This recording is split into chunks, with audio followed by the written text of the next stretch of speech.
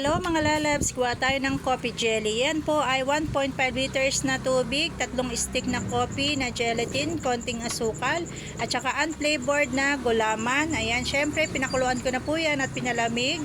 At syempre pagka po yan malamig at natuyo-tuyo na, mga ilang minutes lang naman po yan, titigas na. At ito na nga po, ready na tayo sa pagtitimpla. Yung in-slice natin gelatin at saka syempre tubig. Lagyan na rin natin ng cream para mas masarap. Ayan, syempre mas malasa kung merong cream. Syempre, yan, i-mix-mix lang natin lahat ng mga sangkap. At lagyan natin syempre ng asukal para may lasa. Ayan, o diba napakasarap nito mga lalabs. At ayan na nga po, naglagay din ako dyan ng powder milk. At syempre, 3 stick na coffee. Depende yan sa inyong panlasa, timpla. Ayan, syempre, mix-mix lang natin dyan. Kung gano'ng karami, ilalagay nyo asukal at saka syempre yung coffee at saka yung sa jelly nyo dahil nilagyan nyo ng coffee, yung jelly.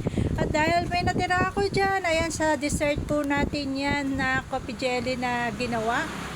Hinalo ko na dyan yung iba, ayan, para sa dessert. At yung iba naman, eto, nilagay natin sa palamig. At yung ibang yelo, nilagay ko na din dyan sa coffee jelly. Ayan, kung ayaw naman lagyan ng yelo, ay lagay nyo po sa ref para naman masarap. At syempre, ayan, nakatimpla ko na yung nasa pichel na coffee jelly natin. Ready na yan sa ating merienda. O, diba, napakasarap nito dahil napakainit ng panahon ngayon. Sobrang sarap niyan, mga lalabs.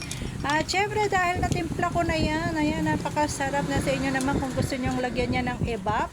Mas masarap yan kung may evap, tsaka cream. O, diba, napakasarap nito, mga lalabs. O, madali lang namang maluto ang ating coffee jelly, mga lalabs. Kasi, pagka nahalo nyo't kumulo, ay malamig na yon agad at titigas. Mga 20 minutes lang. At eto na nga po pala yung natira. Ginawa ko na yung pang dessert. Kung gusto nyo, lagay nyo sa ref. At napakasarap niyan kung ayaw nyo ng may yelo. At nilagyan ko din yan ng konting asukal, syempre, para may tamis naman. O, diba, napakasarap niyan. Lagyan nyo din ng evap kung gusto nyo para mas masarap. At eto na nga po, ready na ang ating merienda. Coffee jelly. Oh, sarap. Sarap nito, oh, mga lalabs, coffee jelly. Ginawa ko ito, oh. Tsaka syempre yung gulaman na jelly dessert. Sarap din ito, oh. Teka. Ayan. Sarap. Sarap to, oh. Ayan.